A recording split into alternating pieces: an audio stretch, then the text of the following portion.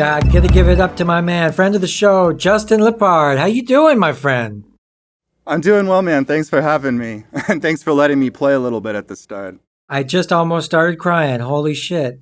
Nothing moves me quite like music, and that is top notch. That's top notch. Wow. I can't wait till we hang out in person one day and really tear it up. Absolutely, dude. Absolutely. All right, just getting my mic sort of situated here, and I'm so excited to actually talk about music today. The first call we were getting to know each other, but this will be a little more focused. That's exciting, yeah. So you took some notes down, and you got some. We want to go back music history, and we want to give everybody a brief history on music, all the way back to caveman days, and just kind of like run up until modern day. And me and you, we're just gonna do our best with it. We're not professors, but we love music and we know the stuff. And we've been kind of studying all week the history. So break it down for us. Where should we start? Well, I'll just start by saying kind of where we'll get to. So we have a roadmap as we jump into the information, because both of us are very passionate about politics and power and things like that. And so it's important to talk about music, today, and how music can influence power, and then also how power influences music and musicians. But then it's like, well, then you have to talk about the 20th century, and then you have to talk about modern times more broadly, and then you end up going back and back, and then you start to wonder, well, let's get to some evolutionary, like psychological, even biological roots of what's even going on with both music and with human societies, so that we really have an informed sort of discussion about what music even ought to be. At least based on what it has been for us. And so to fill in the gaps, I was able to find some really interesting research studies, which we'll link to. I made sure to include them in what I sent you. But I just found it to be really fascinating because there were some general things that I knew. For example, I've mused before about how because things that we hear have an intrinsically strong emotional component for survival. Like we're either hearing birds that sort of indicate that it's a safe area, not too toxic or whatever, or we're hearing like a growl that might make us instantly, shudder. We have a 360-degree depth of field when it comes to sound, but not sight. So it's kind of this very emotional sense, and then also even more so than sight, even though the eyes are directly connected to the brain, and it's basically the eyes are a part of the brain, the ears even more so don't really process the sound in any way on their own. The eyes at least have a lens and cones in the back and stuff, but the way that the ear's going to work is that the bones start to resonate, which vibrate little hairs in the ear, and then those signals are sent to the brain, where only then they can begin to be interpreted. So that makes music also a very, very internal, introspective, personal thing. The reaction that you have to music isn't just going to depend on what the music is. It's going to depend on how you process things generally. And I think that'll be a theme as we look back through music, is that music is a lot more varied and diverse than even it feels today. And even with as much music as there is today, because of the boxes that it ends up in, because society will end up with certain norms. So I think that's going to be a pattern we'll see, is music can mean anything to do with sound and humans making it and having a reaction to it. And that's all. It's all encompassing within that world. So I'll make myself a little higher. So in the caveman days, everybody kind of understands that instrumentation maybe was a slow process. Maybe we had drums, and maybe we had what was like one of the first instruments, and what was and how was the evolution of music as like a cultural value in caveman days? Yeah, so the earliest artifacts that we have of instruments date back about 40,000 years ago, and there's actually several examples. And this also makes sense because it's about the same time frame that we find some of the earliest cave paintings, some of the earliest surviving like stone, possibly stone, but just some of the earliest surviving like more complex tools. So this is like a period of time where humans are getting really, really good at making the tools to express themselves. And it's right before humans had the huge diaspora around the world, which was about 30,000 years ago, although that happened over a long period of time. But that leads researchers to believe, given that the oldest known instrument is a flute, and to make the flute, you had to like drill the hole through it, and have a very strong mental conception about how you were dividing up the notes in order to intentionally make the different pitches. So the evolution to get to that primitive flute being made, which was found in Germany, means that music has been around for a much, much, much longer time. So I have some notes here about very broad strokes. So music developed alongside humans, and the author of the article calls it proto-music, the things that would have existed, mostly through social developments, starting about 800,000 years ago and on to about 400,000 years ago. As early as 800,000 years ago, humans began having dropped larynxes and other physiological changes that would have allowed for near modern singing. And though there's no direct evidence that other human species like Neanderthals made instruments, it's assumed that they might very well have been singing as well. I've also heard, and this is completely speculative, but I've also heard hypotheses rather, that the earliest forms of human vocal communication might have been singing as opposed to speech, singing being a very natural way to like push air out of the vocal cords, and also something that we actually see other species do with a lot greater frequency than speech. Only a couple other animals can do anything like speech, but what we do hear a lot of are like bird songs and whale songs and all sorts of animals that are singing. So it's actually very likely that music was present at the dawn of language itself. That's so music wild. Is a language. I mean, Yeah. And it seems like over time, we would probably want to sing by nature because it's so much fun. But then speech becomes just this boring, basic way to get the thing across. So it makes sense that singing would be the first choice for people. It's like, oh. If you're thinking about signaling theory, which in biology is like how you're going to encode a message or whatever, singing carries more information. It carries a tonal component, it carries a pitch component, it carries a more explicit rhythmic component, although rhythm's also present in spoken speech. So yeah, I mean, it's a very rich method of communicating, singing. And that might even be one of the reasons that we talk more, is like we're saying, hey, it's not that big of a deal, but I'm just saying this. I don't know. That's completely spitballing on my part. Sure. But to continue, all tools before about 500,000 years ago, 500,000 years ago, were made of one material. So we find people shaping rocks into, little daggers and things. But after this point, so-called hafted tools, which are tools that combine two different materials. So for example, adding a handle to that sharpened stick to make a proper dagger or spear, this is going to lay the groundwork for being able to build more musical instruments. And then the other really most critical thing that's going to influence the development of music and along with societies is fire. So fire started to be tamed around 400,000 years ago, and it allowed for our brains to grow even more. A process with a fancy word like encephalentropy or something that I don't have right in front of me, so I can't say correctly. Yeah. But yeah, the increase in the human brain size is a huge component of what allows us to form very complicated social bonding.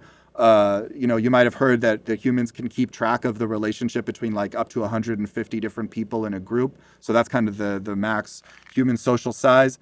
And through cooking meat, and I know, but this is part of the history, whether or not going into the future, because just because something is natural doesn't mean it's right. And just because something is what we had to do for a long time doesn't mean that it's what we ought to continue doing. I'm okay with it.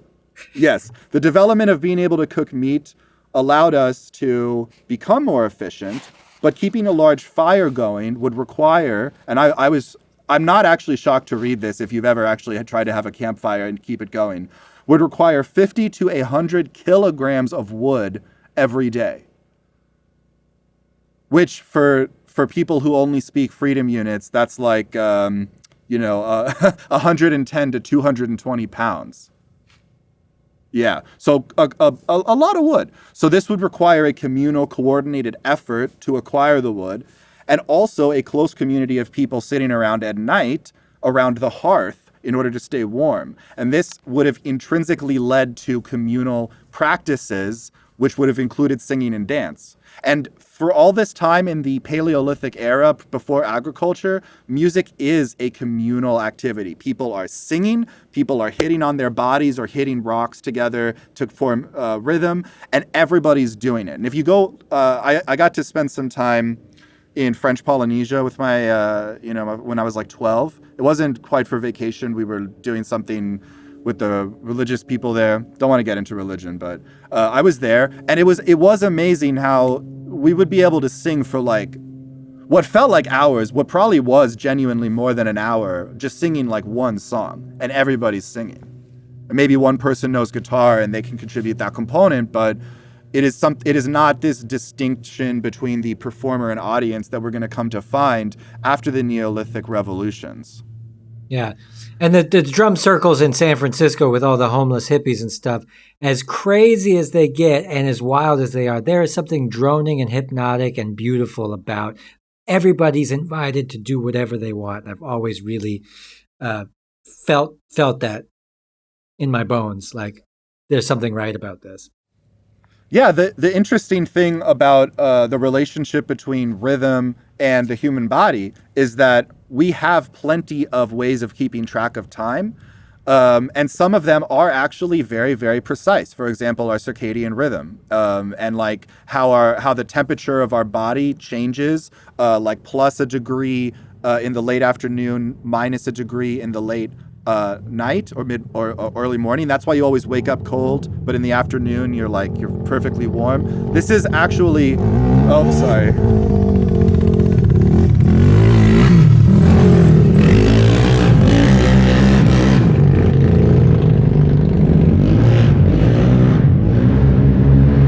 Unbelievable. Edit. But what that means, and if you listen to birds chirp, they're never, and you're actually like, okay, how metronomic are they? They're never metronomic. They're always varying a little bit. All music before quantization would vary a little bit. And so when the human body detects that sort of uniformity, it wants to react to it. And people will react to it. Even non-humans will react through breathing more in sync if they can pick up on a metric pulse. Your heart rate can even start to move towards music. And a lot of people I didn't think about this until I was an adult, but when you think about the typical tempos of music, they are the typical tempos of the human heartbeat. And music that is slower than 80 beats per minute, and especially 60, which would be a very low heart rate, feel much, much slower. Anything below 60 is really hard to feel because our hearts basically never get that low. Anything above 130, 140 is a really bump in tempo because it's also, we would have to be working out in order to have our hearts beat that fast. So it's a pretty one-to-one relationship between BPM and heart rate, which I think is really, it's going to help us make sense of the music thing as a physiological I always feel like, 60 is too slow and it makes me angry, but then 120, it's like, oh my God, my heart's about to explode. Yeah, my favorite tempos are probably between like 104 and 112 as opposed to 120. Or unless I'm going to go even further and do 130 or 140 and just make it faster. Because then at least at those tempos, you can have the halftime at least feel like 65 or 70. Right. Yeah. I guess there's some real weird mathematical symmetry there because 60 being like the cutoff on the bottom, but double that, and that's the cutoff on the top, the 120, right? So 60 plus 60. And so, yeah, halftime stuff. It was always cool, like to go from do chi do chi do chi do chi do chi do do chi. I love that. Well, and not to mention that rhythmic complexity is far more palatable for humans too than pitch complexity. Although we've obviously gotten much more used to it with the advent of like jazz harmonies and stuff like that. But if you have a beat cycle going like this, that beat cycle can be divided into any number of subdivisions, all of which can be played by an instrument and overlap and still be unified by their conclusion on the one of each bar or whatever. That's a really good point, because I think it has something to do with like the rhythm being so associated with the body and the movement of the body, and then a melody being really highly processed by the brain, and why intellectual people really lean on melodic music, where anybody can really get behind anything with a beat. It's got a beat. Yeah. Well, and one of the things that, if you haven't already noticed it, you'll notice it now. One thing that makes music funky, or like make you move to it, is specifically short rhythms with a definite start point to them, and a predictable beat that has missed notes in it. So typically if you have the whole band and the rhythm that everybody's contributing to is more or less steady sixteenths, then you're not really going to get people grooving like,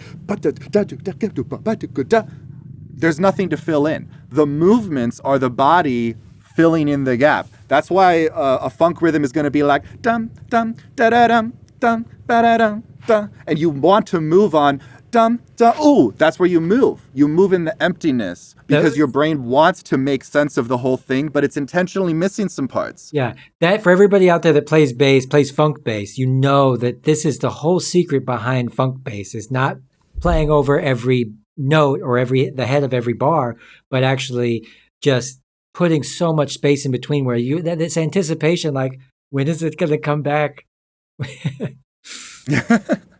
Okay, so let's keep going, because I actually have, once we get through some of this more vague, very old stuff, I actually have a lot of specific information about how Aboriginal tribes that have been studied have used music, which is a way more specific glimpse at what it's more likely that our ancestors did, because they continue to live more the same way.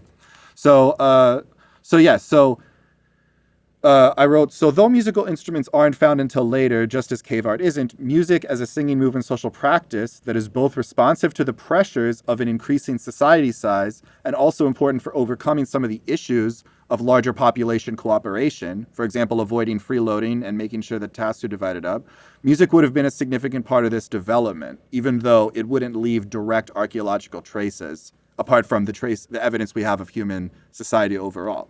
So we start to see the instruments about 40,000 years ago, as I said, some of the earliest examples being percussion instruments and flutes. And the earliest surviving instrument, if you want to look it up, is from the Swabian Jura region in southwest Germany. So, and then here's a quote, because I really want to be able to iterate more strongly that these flutes are actually an engineering marvel for the time. Because, quote, and this is specifically not for bone flutes, which were the earliest flutes, but for mammoth ivory flutes. A section of ivory must be sawn to the correct length. It must be sawn in half along its length. The core lamellae, the layers, must be removed, and then the two halves of the flute must be refitted and bound together with a bonding substance, which must create an airtight seal in order for the pipe to produce a sound. And this is on top of knowing where the holes should go so that it actually makes, some decent pitches for what you're used to singing. Wow. So this study in 2013, Morley, focuses on the music of 4 sets of foraging societies that employ mobile hunter-gatherer subsistence strategies, since their traditional practices do not result from the agricultural shift. These are Native American, African Pygmy, Australian Aborigine, and North American Arctic groups. So there are several outcomes from these brief case studies. I think the actual specifics we might either get to later or we'll make sure to link to, because it would just be me reading 4 paragraphs. But these 2 paragraphs summed everything up, so I do want to read these. There are several outcomes from these brief case studies. Despite great variation in musical style across societies, hunter-gatherer music is predominantly vocal, with body percussion and unpitched percussion instruments made from organic, ephemeral sources. It is likely the same is true for ancient humans, so perhaps it should be unsurprising that so far the earliest material evidence of musical instruments dates back merely to 40,000 years ago. Early musical activities and possible musical instruments can be thought of as part of a suite of communicative media.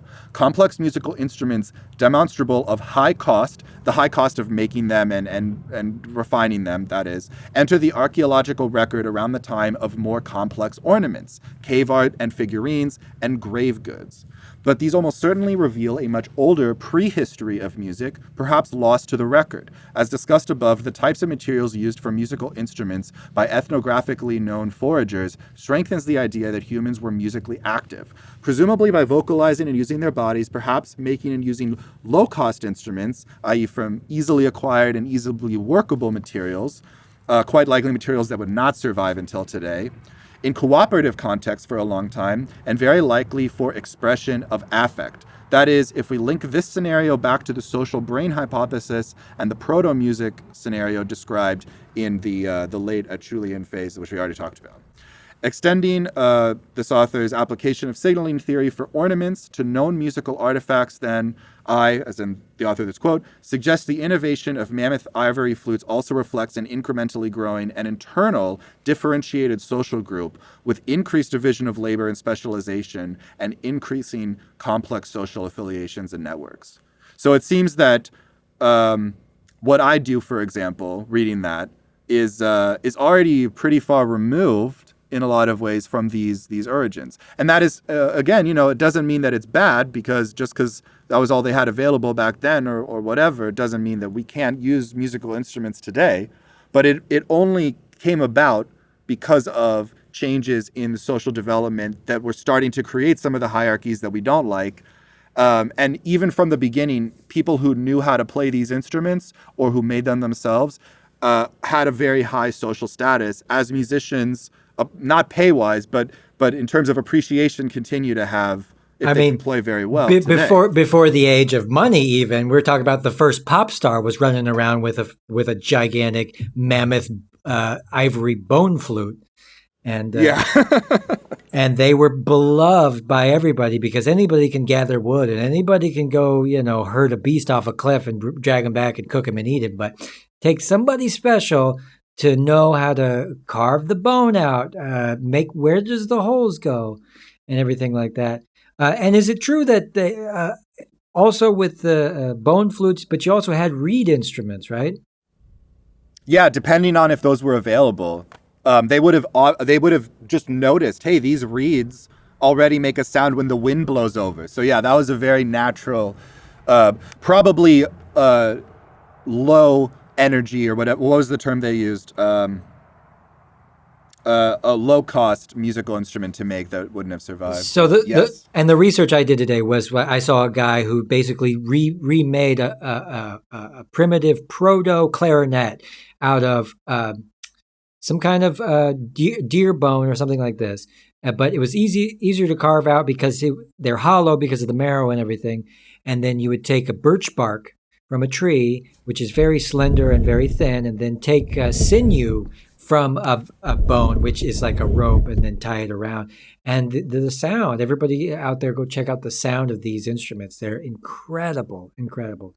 And this is pretty cool. I'm sure that they were also pop stars of the day. And I think now is a nice point to talk about just some of the reasons for music. Well, actually, quickly, I just wanted to point out as well, and a lot of people already are aware of this, that when it comes to pitches are some of the least intrinsic elements of music. Like, pitches are always decided upon.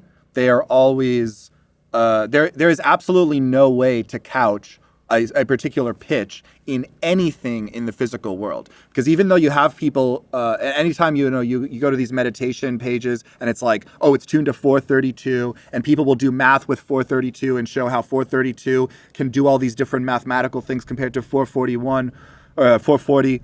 And it's all meaningless because all those numbers even refer to is the frequency of the pitch per second. And second is an arbitrary division of time to begin with. So the numbers have absolutely nothing to do with that pitch in any objective way. The only way you can get anything objective about it is in the relationship of two pitches. And though we have in ancient Greek times and early medieval times a hyper emphasis on extremely consonant intervals, which are, basically like if you have two notes, their waves are going to go at different times. But if they're consonant, it won't take very long for they start at this point together, and then one of them is going 3, one of them's going 2, and then they meet up again. One of them's going 3, one of them's going 2. That relationship is a musical fifth. And of course, it doesn't take much tinkering to realize that if you actually want to make more complex music, you have to abandon that to some extent, as we have for the last 150 years created a hybrid system where we have plenty of instruments that are equally tempered so that they are equally out of tune to each other, and yet we still have singers and non-fretted instrumentalists who are to some extent playing with that and often not playing in equal temperament, so that you can get some of those relationships, the perfect relationships, kind of embedded within a structure that would not be possible if everything were tuned perfectly. So this is something. This goes back to the thing about music being extremely, extremely diverse. Is that even though you have these ancient Greek thinkers who like to put a lot of logic to things, a lot of order to things, and they tried to do that with music, which they undeniably felt was important. That's just a human-made sort of limiting factor. It doesn't make the music better or worse, and in fact, we have to compromise on it, even when it does sound nice. Consonance does sound nice, but it's not the be-all, end-all of music. And you have to compromise it if you want complex harmonies and you want the emotion of certain dissonances and things like that. I mean, some cultures even don't even, because music that's made by a computer is horrible, and it has no human. If everything is in tune to a degree where there's no flaw factor, then we lose everything that's human. And the standardized, what hertz do we play at, which way, and then they changed it at some point, and they decided to pay, but it's all standardization that doesn't really reflect going back to what does music really mean in like a biological primitive sense. Yeah, I mean, pop music today doesn't sound like a person is singing. Like when you listen to music that's not auto-tuned, or the singer isn't, it sounds like it's somebody singing. They might have a great voice. It actually sounds like it is a real person with a great voice singing. If you auto-tune it, it sounds like it is some sort of hybrid with what a computer would produce. And so people are hungry for that, and people love listening to older music. I'm going to get to, when we get to the 20th century of music, talking about how in the world of recording, there's pretty much a golden era between roughly 1950, give or take a few years, up until 1990, give or take a few years. And a lot of the music that people continue to hold most dear to their hearts is from that era. Is extremely human music, recorded very well by people who were encouraged to develop as artists in a pre-late stage capitalist economic system. So it's kind of this golden era for that sort of thing. But we are skipping ahead. It's in a weird place now. We are skipping ahead quite a bit because that's my expertise about it. But I would have to agree. 55 to 95 was probably the premier. And then you had records go from 78 RPM, spinning very quickly and giving really bad sound, and then 33 1/3 came around about that time, 1950 or so. And the mass distribution of it, everything just clicked, and it was great. But then, like everything, we took good home-cooked meals, and then we took all the love out of it and said, no, TV dinners. Make it quick, easy, horrible, capitalistic, consumerist, made in a factory. Have you ever had fruit off the vine when it's ripe? I have. I really have. It's incomparable to what you get at the supermarket, even when it's in season. Yeah. And that the objective is to make people forget what good shit tastes like, Yeah.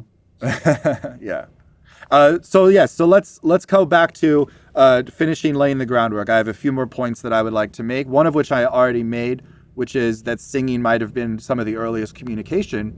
I don't think it's possible to overemphasize how important communication is. I'll just let him pass. Yeah.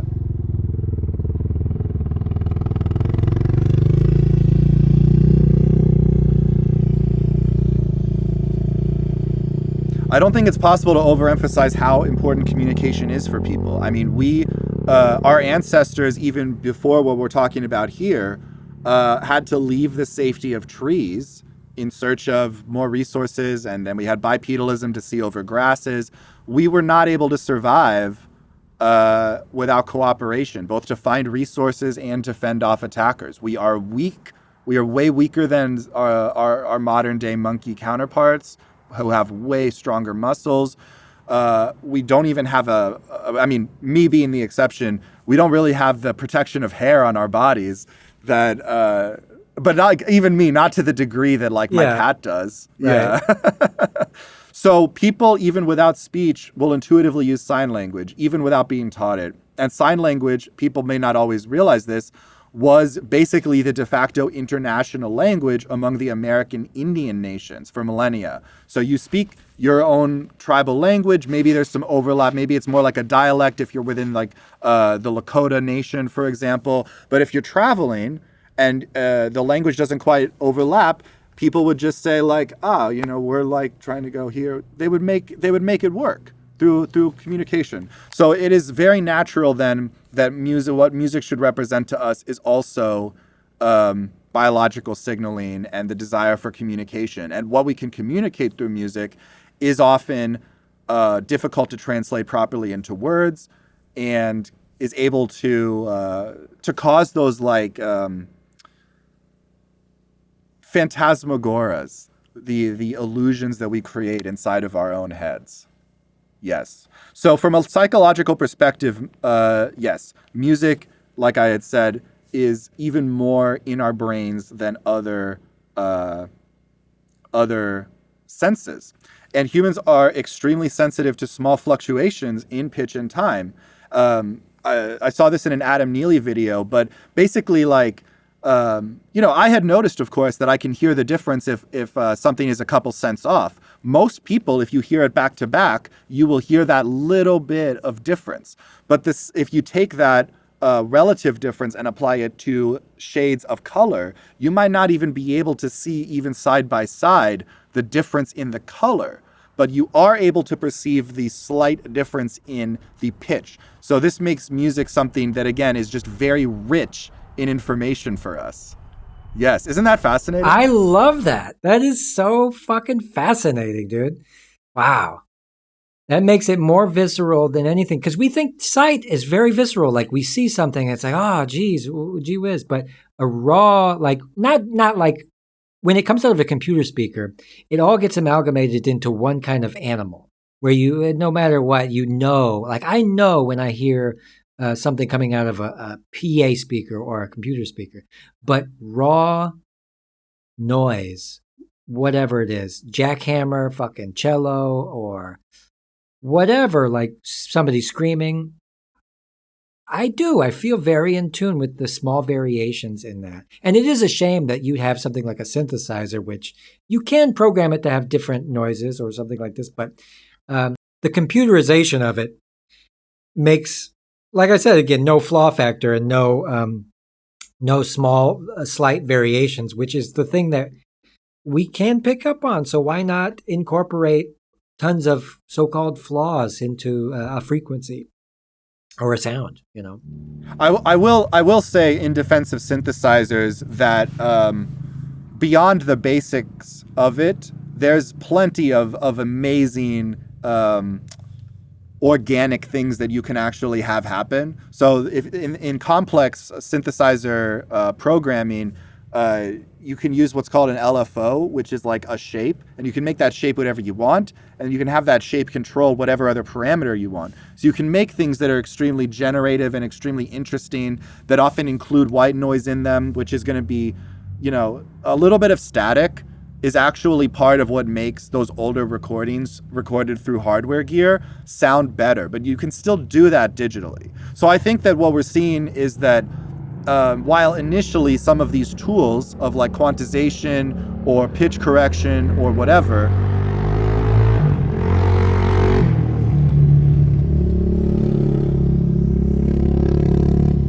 which on their own aren't intrinsically bad things, but they became sort of, we got too excited with the new tool. And I do think that people, you can't put the cat back in the bag. And I think in a lot of ways, it's really, I prefer being able to make music on a computer. It's more democratizing. Obviously, not everybody can have a computer, but it certainly is not what it was in terms of having to go to this building with $10,000, mixer or whatever. In fact, even in the early days of Pro Tools, it was proprietary software. It required proprietary hardware. So you needed like $13,000 to just use Pro Tools. Once they were actually able to make it a standalone DAW you could download, even though it was still close to $1,000, it was like already a huge improvement. So I will be careful not to knock synthesizers and electronic music too much. But when we talk about music that's really going to hit the soul, of course, you're going to have to be able to go a little bit of an extra mile with that. It can't be so easy as just making it. There's going to be an intuition with a real instrument. I do want to say you have to be able to imitate. And I love synthesizers. I love the sound that they give. But I think what it is we had these instruments and we had music and we love music and we wanted to perfect it and understand it and mathematize it and organize it and get those instruments in tune, perfectly in tune, and then create standards of tuning. And then now we're to a point where it is so organized and so standardized that we're like, let me like mess this up a bit. How can I and that's what you're saying. Take a synthesizer and like make sure that it's got a little bit of weirdness to it. Yeah.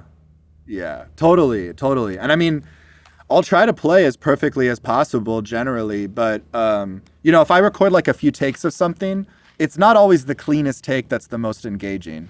And if you're trying to find engaging music, there's always going to be that little bit of, I don't know, extra personality or personability or something to it. Yeah. Yeah. I agree wholeheartedly. That's why my music, I'm terrible. I like it that way. No, I really... Well, it's kind of like you want to work the technique up to a certain point that you can actually perform, and then when the technique drops a little bit, it's still higher up. Yeah. If you don't practice your technique and you try to make music, it's just not really going to sound like music. If you practice and you think, I practice my technique, but you try to play, you're like, hey, I'm only slightly better. But if you really can ramp your technique up, then you can play at, the actual high level. So that's how that all fits together. But ultimately, it's kind of the human process of what we were just saying, where the computer's going to start off too perfect, and then you have to humanize it. So that was really the same thing that happens when we practice, but it's just a lot more organic. Our brains aren't quite working the same way computers are, even though there's a lot of similarities. But there's a lot of people who can't really tell the difference or don't want to tell the difference because they're brainwashed by other kind of like modern day values. But for the people that I think are intelligent or really like music or just have more of that instinct, we can tell the difference between good music and bad music. And that's why even young people will be like, oh, I love Fleetwood Mac, or I love, good music from good eras. But you did mention classical music, and then we kind of standardized melodies over time to where, do you think that we went, because, classical music, the melodies were all over the place, but then we've gotten it down to like this repeating synchronized kind of bit. Do you think that that's inherently good or bad, or do you think that's going back to caveman days when we're going to this like syncopated, like rhythmic droning thing, like a hip hop beat is just this repeating thing? I think that's probably it. Yeah. And the fact that melodies are going to be a little bit more personal. So the most popular music, the music that's trying to fit the lowest common denominator is going to be extremely simple, extremely recognizable, and primarily interested in the beat and the groove. Yeah. That's probably because there is a trend that there's very little melody in a lot of popular music nowadays. Yeah.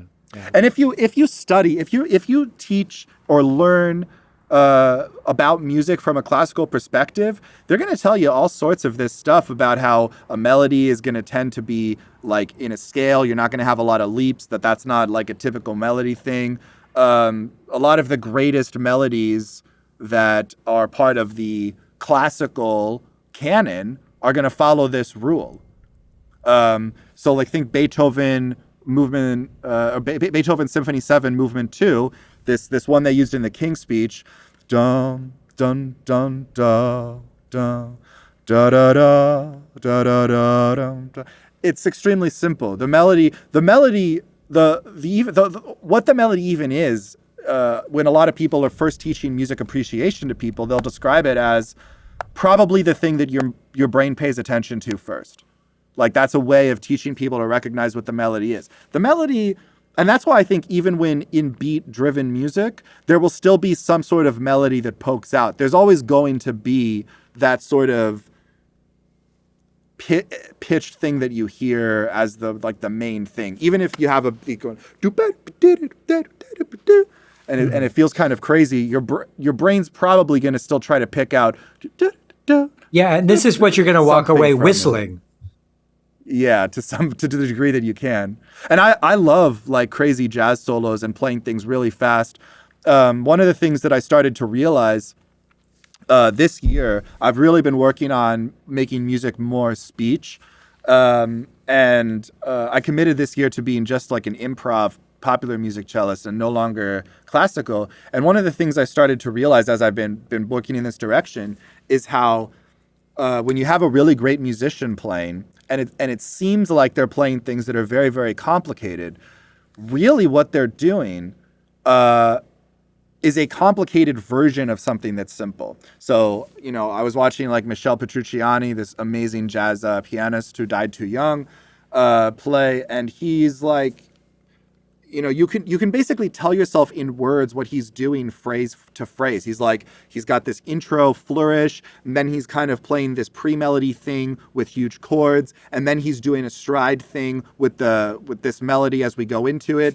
And even though he's playing a lot of notes and it's very complicated, the fact that you can sum it up like that is what makes it interesting to listen to, what the brain, even the untrained ear, is going to latch onto as saying, wow, this is really cool and really good. So, like finding a complexity, but within something that can still be simplified is probably going to be the best bet as far as making something that people really relate to. Yeah. But we're special in the way that we actually pay attention to the music itself and the musician and what he's doing and stuff like that. So it becomes the musician's music, right? Like Joe Pass, so watching Joe Pass, and we can all be blown away at the technicality of this guy. But not everybody, they just go, wow, he's great. But why? Just look at him and see what he's doing with the. And you're right. It's a series of actually uncomplicated things, all kind of put together to make it look. Yeah. And that's magic, right? That's the idea of magic. It's like, wow, what's happening right now? I have no idea. And you look at it close, and then you realize, oh, this is something that can be achieved. And absolutely, that is absolutely the reason I'm not more popular, is because you have to be super smart to understand my playing. And so, there's a limiting factor now.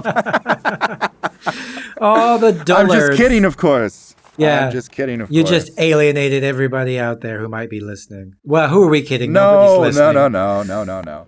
Okay, so let's make the final point, and then we're going to be able to move through antiquity into the modern stuff, and we'll enjoy it. So I think of music, with all of this, considered, as a sort of a grand metaphor. The purpose of it being to reflect very, very specific emotions that, with a great degree of nuance that are otherwise very, very difficult to explain directly. To create something for the listener that is so highly personal that it can actually be mind-blowing. And again, how music is experienced is as diverse as how human minds can imagine anything. And if you really think about it, the same song is going to impact you differently at different times of the day, after different events, at different times in your life. That's just you. And then you have to multiply that by all the people and all the songs and all of the situations that they would find themselves in. So it multiplies very, very quickly. It really is something that has just always been there in the human condition, using sound as a communication tool for, very nuanced, emotional sort of things and intellectual things. Like there's music that's not as emotional. There's music that's made to be more intellectual, and it's riveting only in that way. And if you go into it looking for the beat, you're not going to find that so much. So really, any way that humans can express themselves is going to be mirrored in music somewhere. Even the cliches that we say about music being emotional isn't even always true. Like, there is cerebral music that can be appreciated because of, knowing what patterns there are and finding it fascinating that it can be done at all. It's hard to even follow. I went through a phase, for sure. I'm a thinker, so it was easier for me to latch on to contemporary classical music than classical music at school. That's why I got to go to Europe, was for a contemporary classical festival. The reason being that at the time, I was not emotionally mature enough, really, and also I hadn't gotten on top of the ADHD stuff, so I was not really able to do the classical phrasing the same way. But what I could do is certainly look at these complicated things and break them down and find the patterns and, give a compelling performance of it, because you can still add the emotion in. It doesn't have to, it can be added by the performer, to some degree. So yeah, music is diverse. I really can't emphasize that enough as we're talking today. Yeah, and everybody out there, remember that if noise is noise, and going all the way back to crying and screaming and things like that. Of course, there's like a primal instinct about it where it makes sense that you would next time somebody sounded anything like they were crying, that it invoked a sad emotion in you, and any certain kind of style of singing or an instrument that can emulate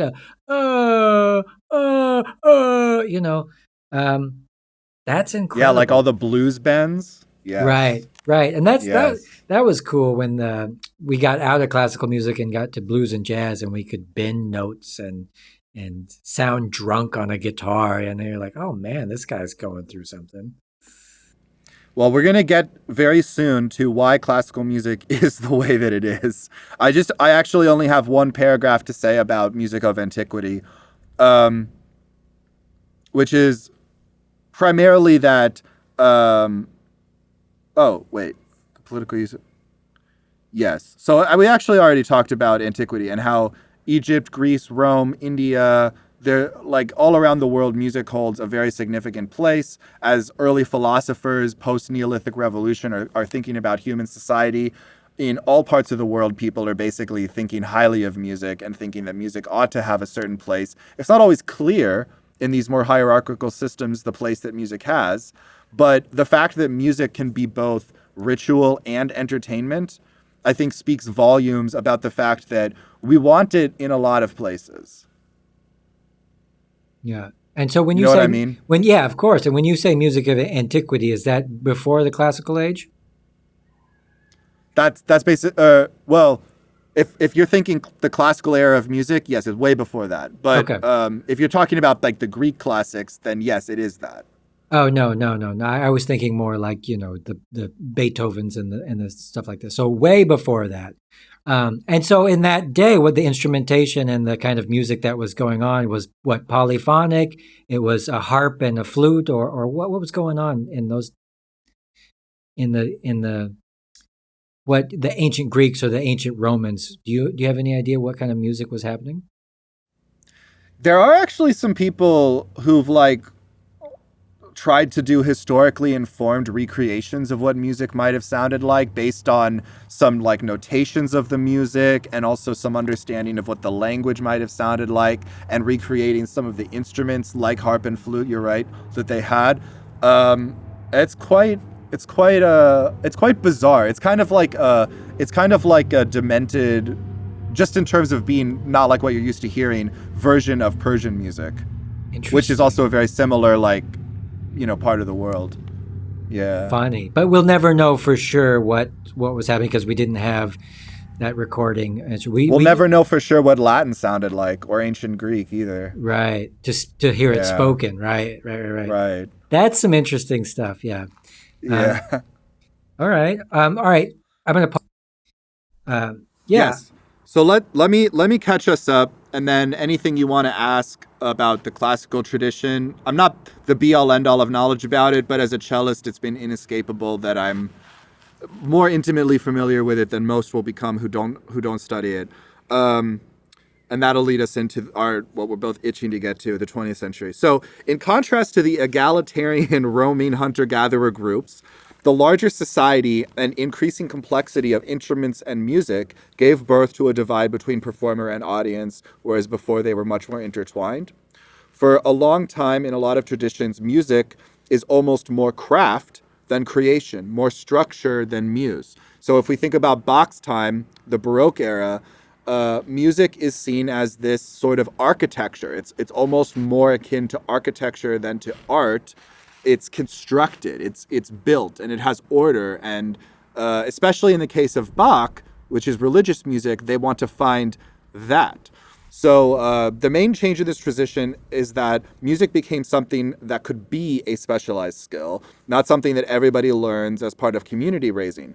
This instantly makes music more the domain of the wealthy, who are the only ones with as much freedom in their life as tribal society gave to its citizens.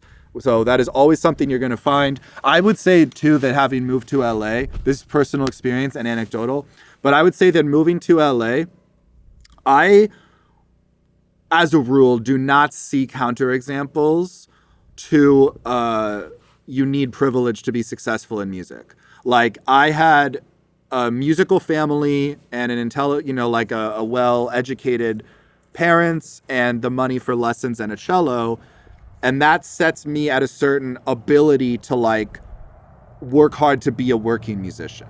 And then most of the people that you see in LA trying to do it come from a similar background, and most people who are further along came from a more privileged background, better access to the elite level of music education from a young age. People who are only coming at it from their own personal work at it are much less likely to find that. And what you might say, because you might be thinking that you can think of people who like came from, little and then were able to find it. Not all privilege is from your family. Like, these people are going to be oftentimes the ones who were accepted to a good school and were on means-based, given, great education. And then that is how they end up with the, greater commensurate amount of privilege that makes it possible. You're also going to find people whose, the combination of social luck and the work that they've put into music at some point or another gifts them the privilege that makes up the difference. So that is just part of it in, hierarchical systems like we have. I have not seen a true counterexample where somebody just completely does it without any of that. And especially most of the people you see who are able to do it on their own, growing a YouTube fan base or something, you're going to find that their parents worked on music with them from a very young age. You're going to find that, as early as, the early teenagehood, they were able to find a musical community that they were playing with. You're going to find those things in like almost all the cases that really set apart somebody's personal trajectory that way. Now, I really don't see counterexamples. Is there, and that is in the case of people who know the kind of the structure and the mathematics and the theory and stuff like this, you're saying? Because anybody could pick up an instrument and get okay with it, but they'll never be quite a master, is what you're saying. Yeah, I mean, I'm saying something a little similar, which is that without many exceptions, you're going to find that prodigies come from wealthy families who prioritized lessons from a young age. And you're going to find that the later you start music, and the less means you have when you start music, and the means can include social affiliation, but even then it's like, music is so tough for people to take you seriously. You have to already have a lot to give typically for those to be valid, and especially when you're younger, people are willing more to give you that benefit of the doubt. So basically I'm saying that as far as like what people are able to do in terms of making money from music, it's going to be more directly related to their general economic circumstance rather than the work that they put in. And there's certainly people who are like professors of music who have only ever known making money from music who are not good players. Like, I'm not going to name names, but I'm also not afraid to say that there's a lot of really shit music professors out there. And typically they came from, families where you go to college and you get a degree and that they end up in that position but they're not like that good. And there's plenty of really, really good musicians who it's the opposite. They never find that way to actually monetize it. Yeah. But as far as the two different aspects of music and how it's played, would you vote for the, hey, everybody can play as a tribal kind of activity, everybody's invited, pick up an instrument, pick up a thing, just do your thing? Or do you think it should be more of a thing where, oh, that guy does it and he should entertain us and we should all just shut up and just enjoy the master? Music is super diverse, bro. So all of it is good. There's value in and especially, I mean, there's value, I think, in what I do, which is to spend a lot of time musing on and practicing and also creating stuff that I don't even put out. It's just like this formative process. But you like to jam. Yeah, here it goes. Okay. Gas.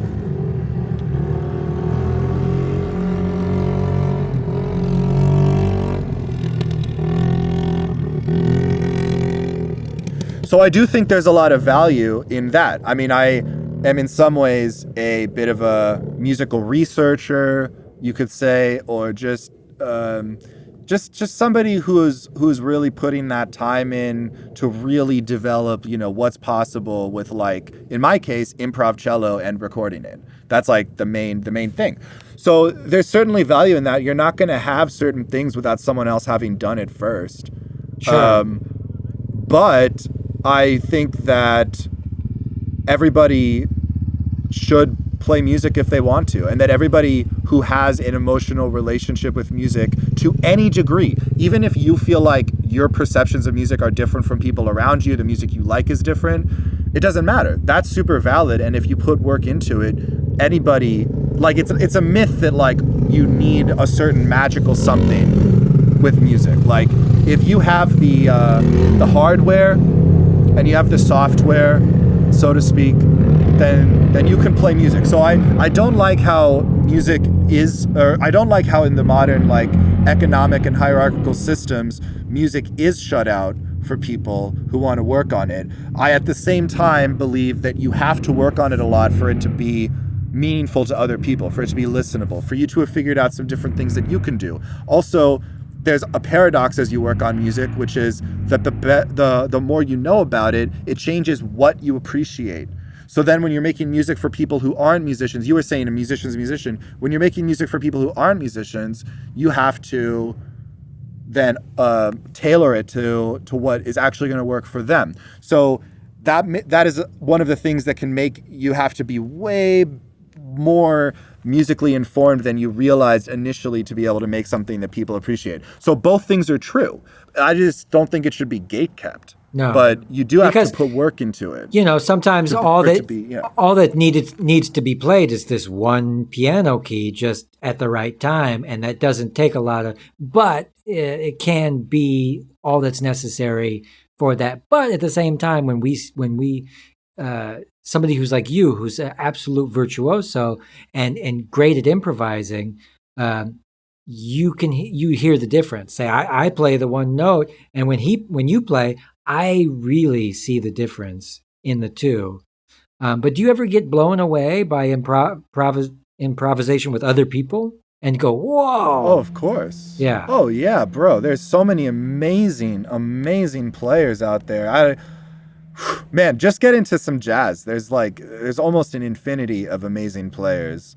I was just listening to an interview with Chris Potter, the saxophone player. He's absolutely mind-blowing to me. Like, I don't think that I think that recently when I was listening to him play something, I was at least somewhat more aware of, like, some of the patterns he was using in his improvisation, but it still doesn't make it any more accessible for me to quite play with the mastery that he has.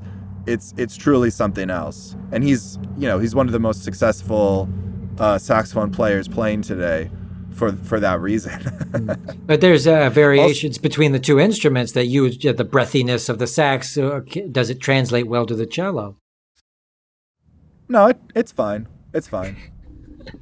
The thing is, it's about the phrasing, and I do think that there are pretty one-to-one parallels between control of the breath and bow control. I even think that the way that your fingers move is a lot like how your teeth, your tongue and lips are moving. And oh, that one's faster. Yeah, it's a bigger one.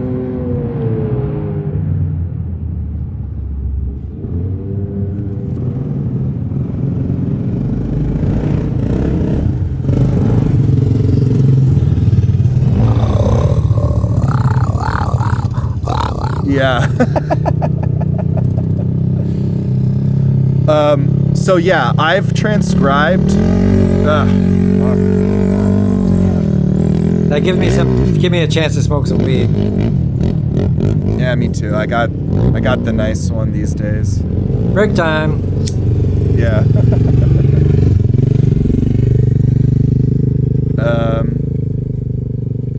Yeah. So okay. So we were just talking about. Yeah. So actually, a lot of the solos that I've transcribed, learned, and you can go see me play like a couple of them, are saxophone solos. Really? Yeah, because it's one of my favorite instruments in jazz. I don't want to play it personally, and I love the little additional gritty things about cello that I love about cello, but like fundamentally the ability to like phrase this scale into this chord is going to be the same on any instrument. The technique will just change. Interesting. Good to know. Good to know. I think inside the box that way. I haven't yet been able to branch out because like the guitar and the banjo feel like completely different animals a lot of the time. So, well, they are, but that doesn't mean that the alternate picking of the banjo couldn't impact guitar, or that the harmonic awareness of guitar wouldn't impact the banjo. And no one said it's easy, but there's always those relationships and those things that you'll learn, like drummers. Like all of us can learn from the rhythmic control of drummers. James Brown famously said, I want you to take that keyboard and I want you to play it like a drum. I want you to take that guitar, I want you to play it like a drum. Yeah. And when you really think about it, it's like, so with the cello, the one thing that I don't have is the ability to instantly produce a sound. And this is true of plucked like bass instruments too, or even guitar. We do not have the ability to instantly produce the sound. It is always going to be a little bit after whatever impetus we give the pluck or the bowing. So that's where you have to think like a drummer in terms of that timing, but you also have to adapt. It's not hitting a drum. Every note might actually sound at a slightly different time compared to when you do it. So it requires that really intimate understanding of what each different note is like to play, and also in different contexts. Because if I want to give more to it, it might take more time or whatever. Right. And that's the real talent of a brilliant musician, is somebody who can say, oh, that's not in their head. But going like 3 milliseconds, 5 milliseconds delay or latency, you can just counteract that and be like, But yeah. So you talked about classical music and classical contemporary. What's the difference? So for a long time, here, let me read this paragraph and it'll lead into what I was going to say. It's the final one. So where did I go? I wrote, for hundreds of years in Western music history, music was pretty sharply divided by purpose. Primarily, you had music for religion, which was performed by choirs, music for the wealthy, which is performed by orchestras, music for the military, which is band, and folk music, which is essentially proletariat music, and the clearest ancestor of modern-day popular music. So I said these divisions, I would say, continue to exist in how musical genres are defined today and can still have a lot of class implications. So for a while, the music that was created for the wealthy, with the patronage of the wealthy, was explicitly meant to entertain the wealthy. And it was new music at the time. You would go to see the new composer's piece, and they would have composed, and it would have likely been within a certain box in order to appeal to the crowd that was or appeal to the person who was paying for it. Like, this is a time where like a orchestra might have literally just been like funded and owned by like a single rich person. There's stories of like somebody whose house burns up, all their money goes away, and then there's no orchestra in that city anymore because it was literally just that one aristocrat's orchestra. It's like, okay, the king, he loves Happy Birthday, so that's what we're playing for the next 4 to 6 hours. So yeah, tune up. So this moved through several stages. So when we talk about classical music, we are primarily talking about, I would say, 4 major different musical historical periods. So the first of which is Baroque music, which is music coming out of the Renaissance. Renaissance music, I think, sort of predates what is still performed to any degree, but Baroque music had a lot of staying power because if it ain't Baroque, don't fix it. No, that's kidding. Baroque music had a lot of staying power because it really formed the basis for how we were to come to think of music in the Western world. So this music is actually music that was rarely written out fully. There's something that's a precursor to chord progressions called figured bass. So you'd see little chord symbols over a bass line, not too dissimilar to some charts today, and that would instruct the performer how to do it. So one of the things that actually made Bach stand out among his time is not just that he was one of the greatest improvisers to ever live, because he could like improvise like 7-part fugues or whatever on the organ and keep track of all the parts, but he also didn't really trust other people to do it so well. So he was unusual for actually writing out each individual note that he would want somebody to play to realize these different chords. And that's a lot of the reason that he's basically the biggest figure in Baroque music even now. But if you go forward slightly, then you get into the actual classical period, which is distinct from the world of classical music. It's, you know, it's not the umbrella term of classical music. It's the era within that of classical. So this is going to be like mostly between like 1750 and like 1825. And this is the time period. And Bach, for example, lived in the late 17th century and died like shortly before this. So during this period is when you have Mozart and Haydn, and later, because he was influenced by them, Beethoven. And this era is defined by more strict rules than the Baroque era. The Baroque era might have conformed to what would later be codified as the music theory of Western European art music practice. But it was still a lot more, and I think this comes back to the improv thing too. It still had a lot of human elements in that. The classical era was a lot more, this is like, there's like a certain way that we like this to be. And so like every single piece is like basically has the same form, like if you analyze the form. And basically every single string quartet, for example, that was composed is extremely simple because this is a time before there were full-time string quartets, so it had to be sight readable. After this period, we then get to a Romantic era. So there's greater turbulence in Europe. Again, this is in the 19th century, early 19th century. Think Napoleonic Wars, think the War of 1812, and stuff like that. And so music reflects that change. A lot of the aristocracies are beginning to see revolutions and revolts. The music reflects this change and becomes a lot more explicitly emotional, which is why it's called the Romantic era. This music, the Romantic music, which is where we get Brahms, most notably, in the Romantic era. I think, some people I'm saying actually come later, but the Romantic period is going to be this like sort of like, it's still the typical structures, but with an emphasis on the Romantic. And so we love a lot of the music from this period. But as it continued to progress, as the world gets larger, as we move to the year 1900 and beyond, musicians are starting to take music beyond even what is romantic. Musicians are starting to take music into different territories where, with Mahler, for example, he can write whole pieces that never resolve. And this is like one of the most basic things you're going to do in classical music is have tonal resolutions where the music actually resolves to a chord. Then you have these people who are like, I'm not even going to do that at all. And then I said Mahler was like the David Lynch of classical music, where he just wanted to make people feel uncomfortable for like a long time and have no explanation for it.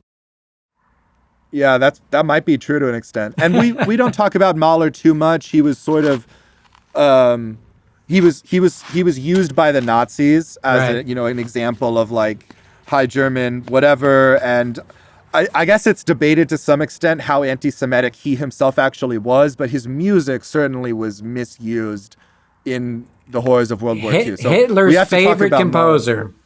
Yeah, exactly. Yeah. So we have to be careful talking about Mahler a little bit. So let's talk about Schoenberg. So Schoenberg, if you know anything about what contemporary classical music is a well-known name, because he started at this end of the Romantic era, and he was a brilliant, brilliant composer who, even when he was 25, was composing music that was so richly tonal that it didn't even sound like anything you've heard of. Like every single tonal trick that you could use to get emotion, he had pretty much mastered it.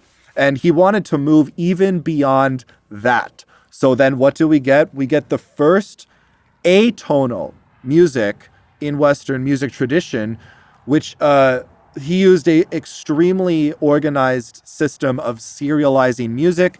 He was like, there's not going to be a hierarchy between the notes. There is not going to be a resolution. In fact, we're not even going to leave any of the notes out. So his compositions from that point on became more mathematical. And so he would start not with a melody, but with a tone row. And the thing that makes a tone row different from a melody is that there's going to be 12 notes in it, and they're going to be all of the 12 notes in Western music.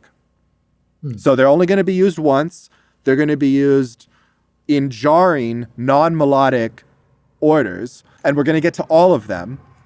And taking that tone row, he has a melody that doesn't have a resolution at all, and he is free to compose around it in ways that even to this day can feel a little bit more tedious to listen to. You have to be in the right mood, because you don't hear those things that you hear when it's grounded in a tonality that you resolve to. As the 20th century progressed, you had people who took that idea even more seriously. And so we're talking about the modern era of art, where we're starting to kind of scrape things away. And there were people like Milton That's an economist. Shoot. There's a guy with an extremely similar name. Friedrich. Anyway. There's a guy with an extremely similar name who in the 50s was basically... Oh, Milton Babbitt. Milton Babbitt. That's it. Okay. Milton Babbitt basically... One of those guys is cool. One of the other one's a douchebag. They're both douchebags. Okay. So Milton Babbitt took the serialized idea even further. And he's like, look, I don't even have to serialize just notes. I can serialize rhythms. I can serialize structures. We're going to have cereal for breakfast, lunch, and dinner. And so his music is quite the epitome of dense. Okay. And so what you can imagine during this time of ever increasing experimentation, which started in a very understandable way towards Romanticism and continued in an even more understandable way where the composers are just getting more interested in the possibilities. But it eventually reached a point where you cannot be an uneducated listener and go to see actual new music get played. And so this is when it's between the 30s and the 50s that classical, and this is big umbrella, classical culture changes forever, at least until the present day. It's been this change. Everything that's played is in the past.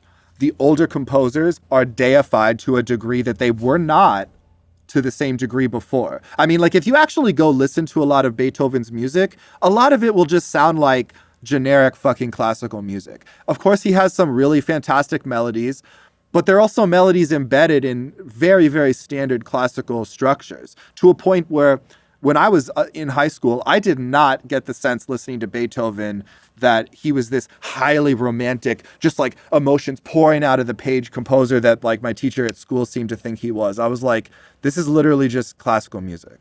So it's really only after the fact these people get deified to the degree that they do. And then basically, in order to maintain some amount of control over the art music that was continuing to be funded, and by they I mean the upper class, sort of took classical music and heaved it into two. There was the old, unimpeachable, codified music of old, which over time has only grown in technical cleanliness and not in artistry. If you go and listen to performances from the 30s, this music actually sounds cool. This music actually sounds interesting. You actually feel like you're hearing something from the heart. If you go and listen to somebody perform it today, it will sound a lot cleaner, not just for the recording quality, but the actual performance. But it is not going, it's like the auto-tune thing. It does not feel like a person singing the music the way that it did in those older days. And that is a damn shame, because the other side of it that they went to is they're like, look, if new music that's being composed isn't that likable to us, then it's just going to be like new art, which has already been weird for longer, and we're going to hide behind the fact that it's inaccessible as a way of proving how elite it is. So instead of new music being what was elite, it became two things. You have contemporary classical music, which is all the weird stuff, all the new stuff, and all the, sometimes interesting stuff, but that is very impenetrable and basically only accessible to the rich. That is the music that I'm saying that I got good at playing. And then you also then have this other world, and this is the world I'm saying that I was absolutely not able to be part of at all, which is the codified past, the ever more perfect phrasing and intonation and tone and everything, eschewing absolutely all imperfections of sound completely, but for all this older canonized music. So that split, which continues, that's the difference between the classical and contemporary classical. And so which can name off some artists of one group and name off some artists of the other? Yeah. So contemporary classical music, which sort of begins in the 50s with people like Milton Babbitt, and then you also have people like John Cage who would do things for prepared piano, or you might know of his famous meme piece 4:33, which is 4 minutes and 33 seconds of a performer sitting at an instrument but not performing. So it's not exactly silence. There's noise in the room, and there's also the feeling of anticipation, and in that way it was a genuine piece of art. But it's also really on the fringe of what's music, because the performer's not making any musical sounds. This continues into people who maybe tried to rein it in. There's a movement called minimalism. So you have people who are actually still kind of popular to listen to, like Philip Glass, writing things like The Metamorphosis. These are, repetitive compositions that are new in the sense that their forms are like these more esoteric, ever-evolving things, but they're grounded by the simplicity of maybe only using 5 notes, maybe only using 3 notes for the entire composition. Did you ever hear Steve Reich's 7 pianos or whatever it was? That's another great example. Steve Reich. Steve Reich. He's actually very clear. He didn't want to be called Steve Reich. I don't blame him. Yeah. Yes. Yeah. So Steve Reich, absolute banger composer. You also have people from a little earlier, like Kodai, who was basically only wrote for his own pleasure, and he wrote like 20 pieces, but they're all really crazy and great. There is a lot to appreciate about people making music in this realm, but it's not popular music by any means. Sure. It's music you have to know about to find. So as far as naming something, where does Gershwin fall into something where you'd think this is...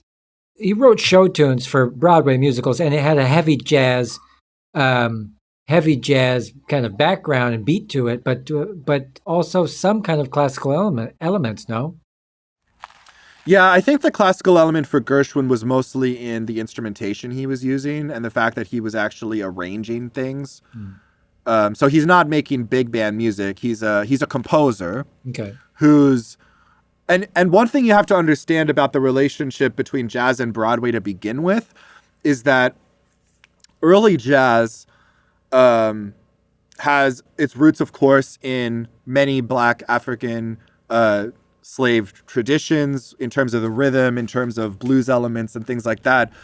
And you have like very old school, like Dixieland jazz, this southern thing, very exciting when you think of like New Orleans jazz. Like that's very old stuff. It goes back to like the teens to the 20s and 30s. But a lot of the oldest jazz tunes, the things that would actually get played, came from Broadway. So that's why you have jazz versions of Someday My Prince Will Come, My Favorite Things. The reason why these are jazz tunes as well is because they were jazzified. They were jazzed up. They took the Broadway tunes, they added swing to them, they added the improvised solos to them. And it was only later that it became more common to actually write tunes that from the beginning were meant to be jazz tunes. But on the whole, this was no longer like an intellectual, aristocratic, in-depth thing. This was like lowest common denominator kind of stuff. It was like, let's entertain people rather than try to make them think. But yeah, that's why. And the entertainment value is also why you want recognizable music. Yeah, yeah. And ragtime is beautiful because, yeah, it started with piano songs in the 19th century. And then the tradition, like the ragtime sound, came 30, 40 years before it eventually kind of died out. But it was amazing. You know, the thing. Yeah. Well, this is where I come in with my expertise because I know that the drums used to be military marches, stuff like that for a long time. And then you coming into the 1900s, into the 1910s, into the 1920s, what happens is the drum, it's cheaper to have like a drum set. So instead of having 10 drummers, you had 5 and then you had 3 and then you had just one guy with playing the foot drum and the, that was cool. That was cool. But yeah, go ahead. Yeah, let me see if I can remember because we were talking about. Oh, and in that very early jazz, the bass instrument was tuba. Fun fact, most of the time. Yeah. So, like you'll still hear in the Spanish music that you hear on the radio on the West Coast, there's tuba as the bass. Well, you know what was funny is because at some point New Orleans was the hotspot for jazz, and you had these great brass bands playing these, 5 or 6 chords that repeated in this way. But then jug band music was born out of that, and so it was this mix of kind of a folky, but they did ragtime tunes. But the bass was a damn washtub bass, which was just a broom handle, a piece of rope, and a old washtub flipped upside down. And the jug band craze lasted maybe 10 or 15 years and then had a resurgence in the 60s. But that's also one of my favorite kind of musics, because that's... I was going to ask you whether that you feel like the music that you make is in that lineage. I absolutely incorporate parts of that in the music that I play because I absolutely love it. And the songs of the day. And I played with many people on my travels playing washtub bass because there is, if you go to New Orleans or if you go to Austin or certain places where American music is still popping up, you will find novelty bands that incorporate washtub because it's cheap. The other thing is musical saw is something that I played. I didn't really like the jug. Originally the bass in the band, the jug band, was the jug. That was the bass. But then it fell out of favor because of recording. Like it didn't sound good on a record, and so they traded it for washtub. And washtub had a better sound. But then you also had things like a banjolele, which is like a ukulele banjo, a little tiny one, and that would be part of the jug band sound. And kazoo also is just fucking hilarious instrument to throw into this whole mix. And so it sounds like a garbage truck going down the street, like clanging and clanging and stuff. And it didn't always translate well on recording, but then when the resurgence happened, it's always really enjoyable in person. Yeah, and the one of the greatest ones is the Memphis Jug Band. I don't know if anybody's heard that, but they are probably the most famous jug band. They were around in the 30s. And they were basically like the Wu-Tang Clan of jug bands. Like they were like talking about shooting people, robbing people, talking about having sex, really raunchy, really like crazy music. And so, yeah, I definitely incorporate the history of 20th century folk music, all of it. Jazz, like not so much the snooty jazz. I like snooty jazz. Bill Evans, Miles Davis, anybody, very thoughtful and stuff like that.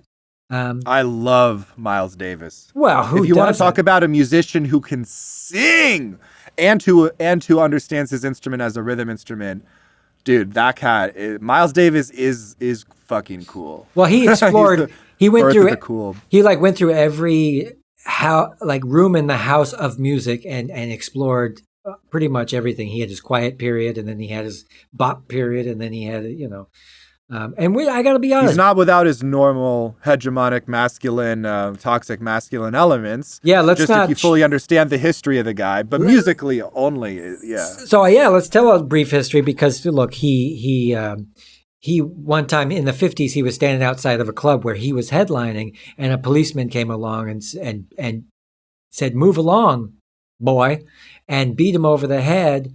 And he had to go to the hospital, and there's this picture of him covered in blood, and his name is on the marquee and stuff or whatever. And it's just like miserable. But go forward in time, and misogynist, wife beating, kind of arrogant. Basically the biggest problems with Miles are he's a super arrogant guy. He, even when he was making money from music, also relied on pimping to make money. Which there is actually a hilarious interview where he's being asked about that, and he just goes, "Is that bad?" Yeah, well, things change, times change. But yeah, I mean, I do cut him some slack because I definitely understand the circumstances of the time, and also being a musician is not it's never a stable endeavor. Obviously, I wish it didn't have the violence towards women component to it. But on the other hand, and for all the people who are going to hate me, it's like I could still enjoy a Woody Allen movie, or I love the music of Charles Manson. I just do. And it's because of the deranged kind of character that's actually making it. So, yeah, we cut him some slack. It's a hard call. Maybe he was the original Tekashi 6ix9ine or whatever that guy was. Right. Yeah, but who never hurt a soul and loved his dogs and was just a great performer forever and really was the backbone of modern jazz is Louis Armstrong. Dude! When he was doing, what a guy! When he was 6 years old, he went to jail in New Orleans for firing his dad's pistol off at New Year's at midnight, and then proceeded to get into all these really early jazz bands, and then outlived them all. And it was just one of the only black entertainers that could be in a white club and mix. He was one of the first that was given a pass, and he smoked weed every day. I didn't know that. Yeah. That's fun. Yeah. I love the jazz era, and you had guys like Jack Teagarden and everything. They called it tea, smoking that tea.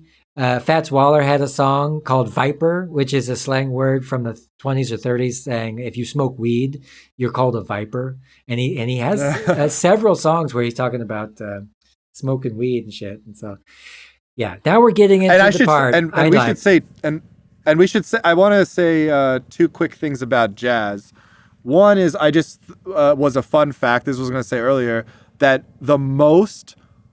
So because of copyright, a lot of jazz tunes were created taking the chords of these old Broadway songs, but writing new melodies for them.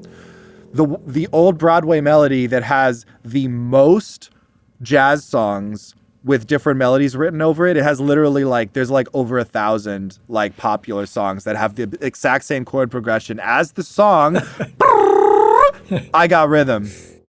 Right. That's awesome, though. I mean, they're called rhythm changes. Yeah. Was this like the Tin Pan Alley place in New York? So basically the fun things about the chords for I Got Rhythm is that you do a 1-6-2-5 thing twice. Doom doom doom doom. Well then you often do the one where you go to the secondary dominant. Boom. But then there's a distinctive upward motion in the bass because of a diminished chord. Yeah. Right? So then the other distinctive thing is that in the B section, you have 4 chords, so you get to hang out, and it's just an extended 3, 6, 2, 5, 1 back to the original key.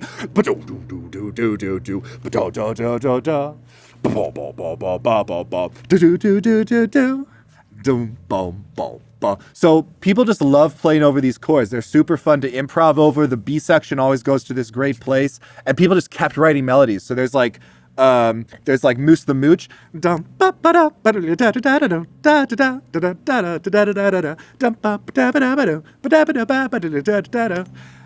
You just have literally hundreds of these songs, and I just think it's really fun because it's such a random. I would never guess that if I didn't already know it. It was really funny because we all know that at some point it became 145, right? And that's all American rock and roll, blues, all that stuff, 145. And we grew up on that, and that's the first thing you learn when you're not, educated in that way. You pick up the guitar and you play. But the 4 is actually a substitution chord for 2. Is that your point? No. I'm just saying that it took me forever to learn what is it, 1652?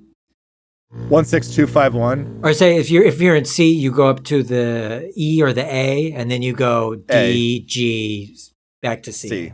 Yeah. And then which is actually following the circle of fifths. Right, which is like, this is when I started actually learning the theory. I said, well, there's a damn pattern here. Let me see if I can figure this out. But yeah. Well, one of the things that ends up happening when you do the 5-4-1 at the end of like a rock blues progression is that it ends up having the sound of a plagal cadence, which is a cadence that is pretty much only used in old religious music. Most cadences are 5-1, but the plagal cadence is 4-1. So you think ba da da da da da. It's this like opening up thing. But if you do da da da da bum bum bum bum bum, you end up kind of having this like almost weirdly religious plagal cadence in there. I just think that adds something. That's killer. Sure. Yeah. That's killer. But if you take the 5 and the 4 and you never ever go back to the 1, it's like some really new age, like endless kind of, and it's really pretty. It's really pretty, and for 2 chords, I mean, you could go forever, and you layer melody over this. Pretty wonderful too. To give a quick, I don't know if anybody's getting anything out of me singing terribly over this, but like that would be like.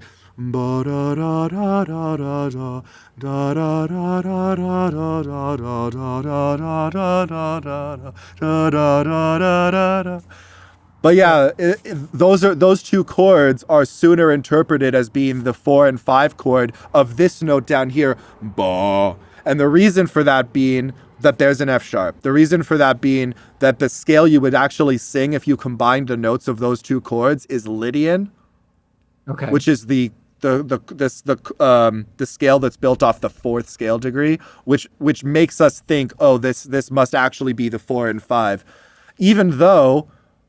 And I don't know if I can quickly summarize one of the most complicated music theories, but basically there's a few different types of major and minor chords. So major just means major third, minor just means minor third, but there's a lot of different ways you can vary still. So there's basically different major and minor chords.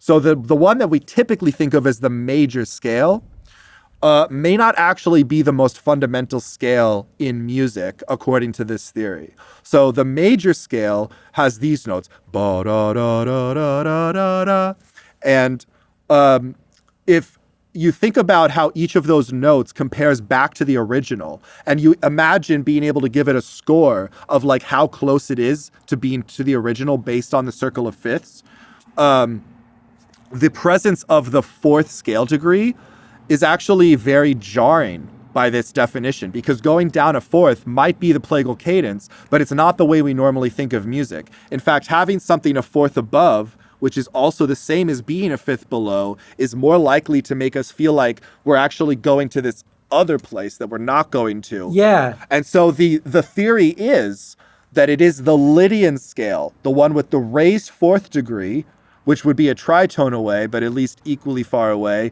is actually more harmonically consistent with the notes heading towards the 1 compared to the Ionian, fancy term, major scale. I love this. Oh my God. Because look, I wasn't classically trained. And so all I could really do is explain to people, if I'm playing 1-4-5, okay, you're at home, there you are. You're at home on the 1. You're familiar with it. You're getting to, and then you go to the 4, the most definitive change out of the 3, and then you're at a new place, new sound, definitively different, and then 5, for some reason, a resolution feeling. Do you know what I mean? Like, for some reason, the 5 gives you the feeling that, okay, this is far enough and we want to go back to 1. And so what's going on there in the brain when I feel the 5 is a resolutioning kind of chord?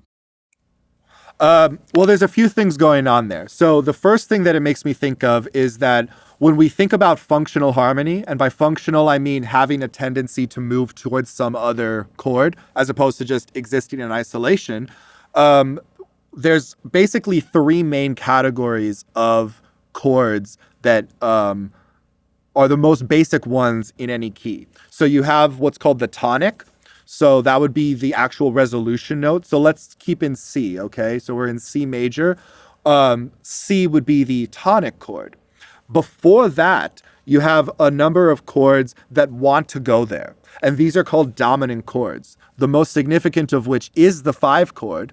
But other chords include the dominant 7th chord would also be, which is kind of a variation of that, would also be a chord that could lead into that. And before that, you have what are called predominant chords. So these are going to be 2, 4, and then in modern music, it can really be any number of chords can be predominant because they spice it up. But yes, when you get to the dominant chord, there's 2 reasons why that's going to feel both like you're almost at that resolution point, but maybe also even that you're already at a bit of a resolution point. So the reasons for that are that the 5 is the strongest dominant class chord. It's the one that wants to go home. So you are feeling that you're almost home. The next chord that's the most natural to go to is down a 5th to where you want to go. The reason why you might feel sometimes why the 5 chord is the resolution in and of itself is because in music, phrases are often divided into a first phrase and a second phrase. The first phrase is called the antecedent phrase. So that's ante with an E, like when you up the ante in poker. Antecedent phrase. And then you have the consequent phrase. So that's a lot more obvious. It's the consequence of it. But what's very, very typical, what makes it feel like a question and an answer, is that the first phrase will end on the dominant chord. And then the second phrase will pick up from that and end up resolving back to the tonic chord. Okay. So it might be the end of a phrase, but then it'll still have that tendency to carry it forth. So that's why you're feeling those things there. I start here, and then I up the ante, and then, and then you want to have a resolution. Yeah, it's like, okay, that's enough. I'm tired. Let's go home. So like think about like Happy Birthday. The melody hangs out for a second on the 5th scale degree. Bum bum 1 1 5 5 6 6 5, and that's basically the end of the micro antecedent part of this phrase, even though it's really just part of one phrase. But it hangs out there for a moment because it's the question, and then you have the answer. 4 4 3 3 2 2 1. Then for the Mary next Had a 2 Little Lamb, phrases, though. It's not Happy Birthday. It's the same melody. Is it? Yeah, Mary Had a Little Lamb. Happy Birthday. I thought Happy Birthday was one other. I thought Happy Birthday was 1 5. Or no, 5, Twinkle 1. Twinkle Little Star. Yeah. Twinkle Twinkle Little Star is what I meant to say in the first place. Yeah. But you could also look at Happy Birthday. We can look at Happy Birthday. I guess it doesn't actually go up to the 5 chord, but at every point in the phrase, it hangs out on some sort of unresolution. So you go bum ba bum bum bum ba, which would be it's a 1 the third of the 5 chord. So chord wise, we are at the 5 there. The melody is not as clear as Twinkle Twinkle made it, but yeah, the chords for that would be happy 1 1 2 you da, and then that would be the 5 da ba. So yes, it's harder to demonstrate this one because it's not present in the melody. But yeah, the chord goes to the 5 chord there, and that's the end of the first phrase. Dun da 1 1 2 5 da da 5 5 2 1. Right. Yeah. Right. Yeah. Yeah, that's a trip. And there's like a limitation on the really appealing chord progressions that we have, right? I mean, yes and no. So like you can get pretty interesting with it. So like in a really like advanced use of harmony, for example, you don't actually have to be necessarily resolving things based on their functional harmony. Sometimes you have chords that move to other chords simply because the notes are close to each other in those two chords. For example, planing, where you're just going to move some chords up by like half step or whole step as you creep up.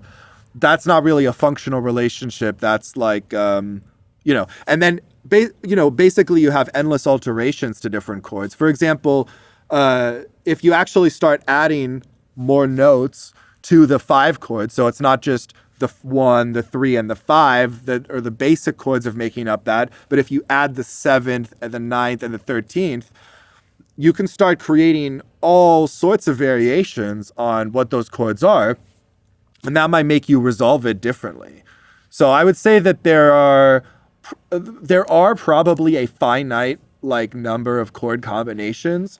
It's not literally infinite, but I also wouldn't say that it's that contained to any degree. You are gonna find that everything can be simplified to predominant, dominant, tonic if it's functional music. But it kind of goes back to what I was saying about the performance that seems straightforward, even though it's complicated. It's like the chords can get complicated. They are always going to be able to be simplified in these few combinations. So yes, in that way, you are right. Yeah. Yeah. And this is for really the people who are just walking in, don't know really music from their ass from a hole in the ground, but they come in and they want to hear something. People like us, we do care. You could throw a B flat into an E to a G to a 6, and we'll be like, whoa, I never heard that before. I like it. But other people might. Well, any note can be a part of of any other like chord. It would just imply a different functionality. So like if you have a C, name a note that's very dissonant to C. F sharp minor. Yeah, and just the note. F sharp. So like if I have a C chord, there's like a few different ways that F sharp could end up being part of the C chord. The first is that we're doing a sharp 11 chord. So you have in the low end of the chord, you just have ba ba ba, but you could have the sharp 11 at the very top, ba ba ba da. And that's a very nice sound.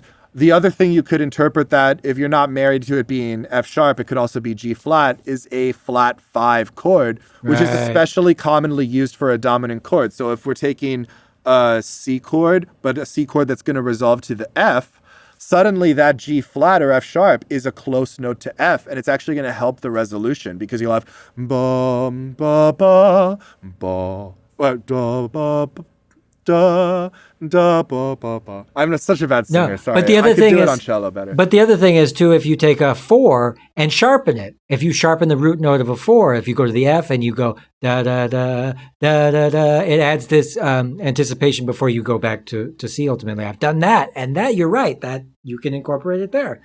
And this is why we have just different names. A C7 is just you just add on the what do you do? Sharpen up the A or whatever, right? Yeah. So if you see the chord symbol written C7, what's being implied there is dominant 7. So it's sort of a simplification. If they were to have made that symbol clear, they would have made it clear that there's a major third but a minor 7. So that's what's going on there. So if you see C7, it's a C major chord, but with a flattened 7th. Interesting. But that's not very clear. But some other chords that have clear names, if you see C major 7, then that is saying both of them are major. A major 7th, which adds a certain spice to it. If you see C minor 7, that's also specifically saying that they're both a minor third and a minor 7. And in jazz, we also have a chord, which is the James Bond chord, which is a major third minor third and a major 7th. So you have bum ba ba ba. Right. That's like that. the James So, Bond. and I have to say, the major seventh chord is my favorite chord. What's happening to my brain when I hear this, the flattening of the root note on the high end? What's happening to my brain? Why do I love it so much? Yeah, well, the major seventh is if you moved it so that they're close to each other. If you flipped, if you jumped octaves, same note, different octave, they're only a half step apart. So it is a dissonance that's created.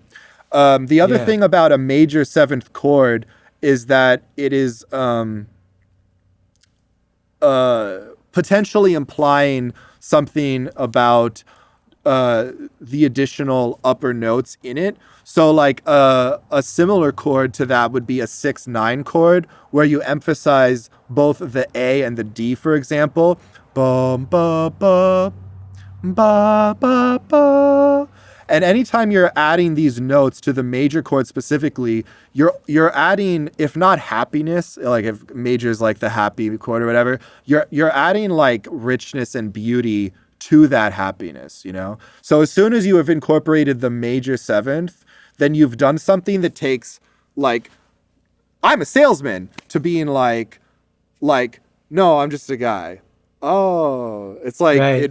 it makes it, I always picture the major seventh as making it feel a lot rounder. And I will, here.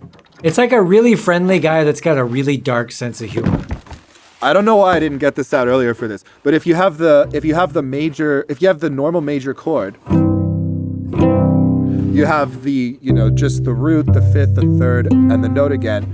It's just this sort of stock sound. I don't know. It's just extremely basic. As soon as you lower the top note to be the B, suddenly it just instantly hits you as this other world, this sort of other place you get taken to. So it's really nice, instead of just going,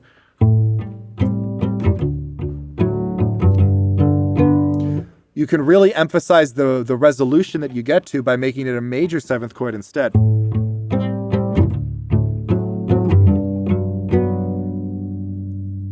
Yeah. Yes. So major seventh is awesome. It's amazing. It's like, and you can go through one. You can do it with the one. You can do it with the four. But the five, if you add that together, it's not so as nice.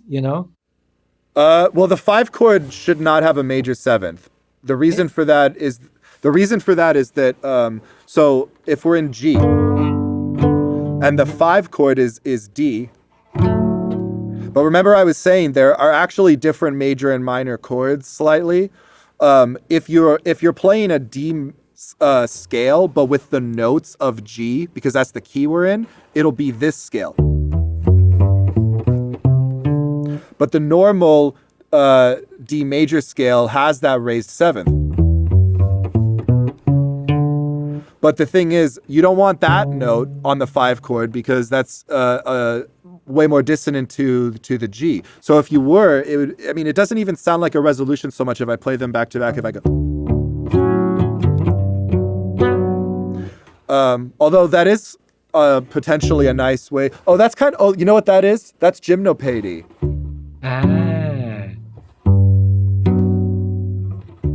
Da, da, da, da, da, da, da, da. But it wouldn't be because is essentially what you're implying about the G. Yeah, as a resolution chord with all them together, and it's also interesting because you have something like A minor, D minor, and you can go and do the E minor on top of it. But it's better to do an E seventh because of just how music has evolved, or it just sounds better. You know what I mean? Seventh chords generally do sound better. Yeah. Okay, so I guess as we maybe want to add just a little bit of structure to the conclusion of this, we can talk about some of the notes I had about the 20th century. Yeah, please. And then we can focus, because I think the conversation will best end if we kind of talk about the future and some predictions and some advice and just what are the trends moving forward. Get from from the 1950s or whatever on up to beyond. Yes. So Music continued its significance into the 20th century and was along for the ride of all of the political and technological changes that were experienced. Some of these effects include completely standardized tuning, including standardized pitch that the orchestras are tuning to, recorded music, which was initially seen as a threat to live performance, if that echoes any fears people have about things today, and eventually replaced the 19th century practice of playing or singing music at home, which is why sheet music sales for popular songs were originally very popular, and why there's in older homes or homes from the 19th century that could afford it, piano is pretty much ubiquitous. It was for performing these songs at home. So like we talked about, there's a golden era of recorded music between circa 1950 and 1990.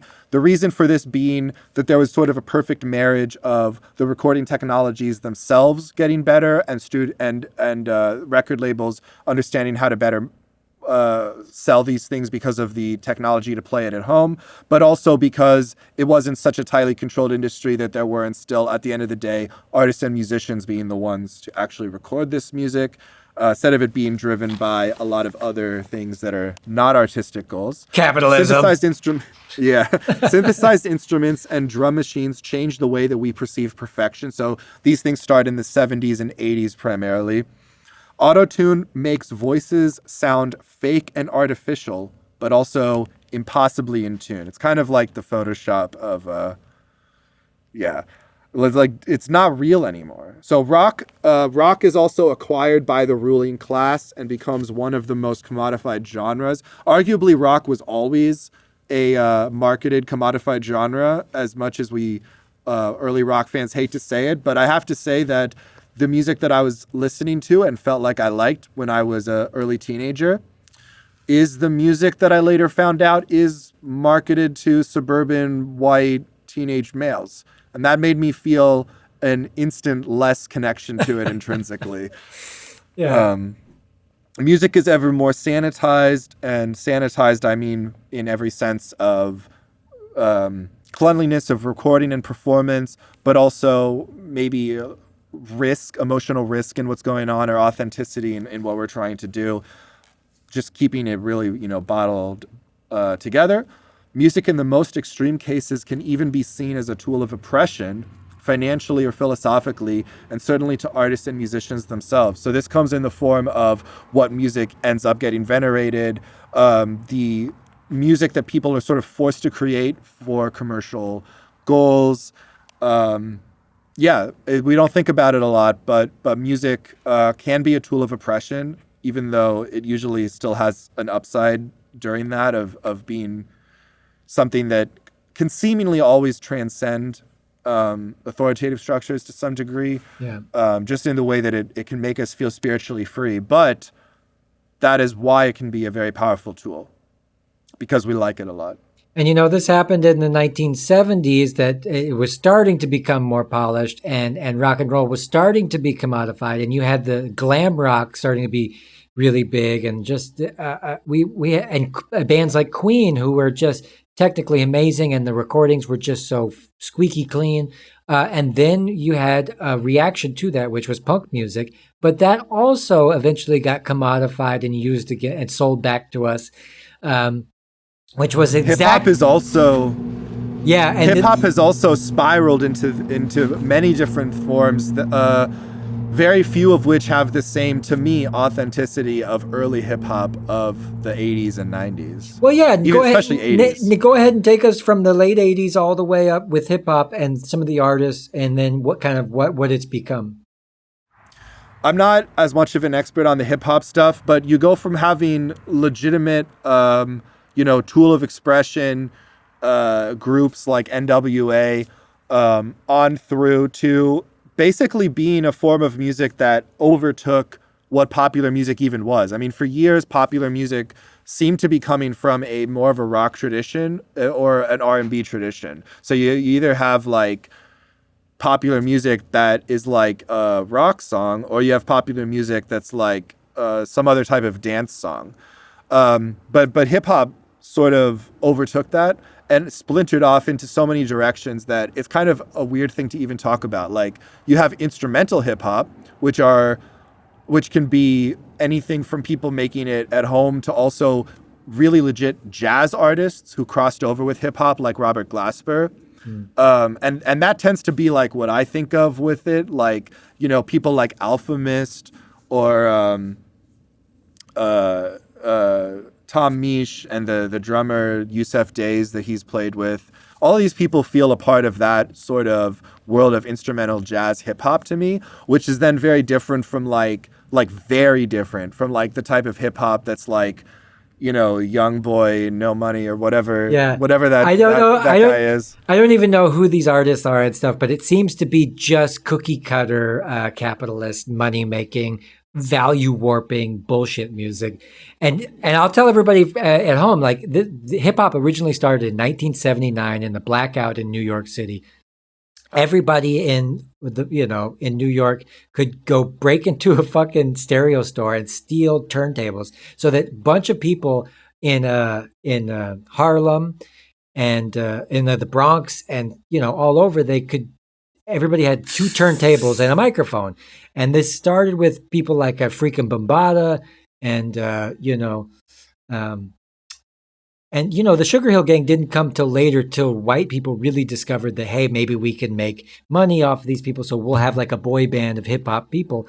But it really started with small communities getting together and taking two records, you know, and matching, you know, maybe there was a break in the Good Times Chic record, and you would take that one little instrumental break and you would just play it again and again, and you'd loop it back and forth through these two turntables. And during that, you'd have break dancing, people rapping over the top of it. It was a community thing, okay? And then you had bands like a De La Soul. That's where the music you'll find continue, because of what we were talking about with the historical, that's where it will typically start, all of these musical worlds. From a real community-oriented kind of standpoint. And then, you know, flash forward, it gets more popular. Tribe Called Quest comes out, De La Soul. These bands are extremely Afrocentric. They have positive messages. They're very fun, easygoing, no violence. And then the 90s, birth of gangster rap. And that was the first time that they knew that they could make money off of scaring white people's parents in the suburbs. And that has never stopped. And that's what you were explaining, is like, now that's why we have it. And I think it goes hand in hand with capitalism in such a beautiful way that they said, yes, this is our national anthem now. Hip hop and get money and smack women. This is our official motto in America. And it feels just as robbed of whatever genuine presence that I feel about like Biggie Smalls and some of the older guys, who it feels extremely soulful and extremely just lyrical, in the same way that, like, going back and listening to like the song America, or was it the band? Horse with No Name. Horse with No Name by America. Yeah, by America. Yeah, like how that song feels compared to like fucking Nickelback, bro. I mean, technically they're in the same genre, but at different times. But it's like, it's just so different. And I do want to, in the soul aspect. And I want to touch on the way that people sing. What is to be explained about the way people are singing? Like for somebody like Nickelback or Eddie Vedder, or people that they eventually they were focusing more on like the timbre or the texture of their voice rather than just singing and relaying a message, right? What I got distracted. I got distracted for a second by a point that I want to give, because a lot of people aren't sure because they only read the word. But if you want to sound like you know what the word is, it is timbre. Oh, is it with an I? But it doesn't have an I. But it's spelled with an I. Oh, okay. It is spelled with an I. There you go. It looks like timbre or timbre, but I'm glad I didn't say that. Yeah, timbre would be. Maybe I'll start saying timbre just in protest for this sort of authoritarian way of telling us what the right and wrong way to say the words are. Yeah. I don't believe in it, but just that's fine. For anybody who's wondered, they This say is it's timbre. this is what happens when you go to community college and you take a history of jazz course, and the teacher just puts on a documentary and makes you watch it, and then you go home and you get high and you read the book. Nobody ever tells you these things.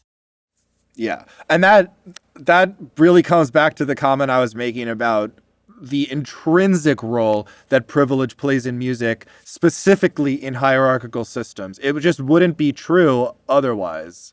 Yeah, people like Yeah. you that have all the advantages can just I didn't even have all the advantages. I'm saying that like I had like maybe 85, 90% of what, a person needs, and also just psychologically and shit. And I feel like I'm almost broken into being in that top 10% of music performers. It feels very commensurate. No, I'm just saying, like, it makes sense. well, that's the thing you'll find is when you heard my record, you said, "Oh, that's your violin. You're really good at the violin." I am nowhere close to that on any instrument. I'm pretty good on my feet for a lot of the stuff if I could sit in, but I'm not like you, not virtuoso. Haven't ever married one instrument specifically, but really loved to compose. Really loved all the instruments. Tried to play them all a little bit. But what you do is extremely special. I should also, well, thank you for that. And I also want to say that I'm a little bit, Hassan uses the term brain broken. I'm a little bit brain broken when it comes, like most people do progress to being more producers or composers. The fact that I'm still so tactilely determined to be an instrumentalist is part of my brain brokenness, as is my the fact that I actually like living in a van on the West Coast, even as I have watched capitalism completely destroy it. I still kind of like it for that. It's my problem. It's not like what I advise per se. Still, it works for you. I don't know. Is there something about living in the van and staying focused on your craft that goes hand in hand? I think so.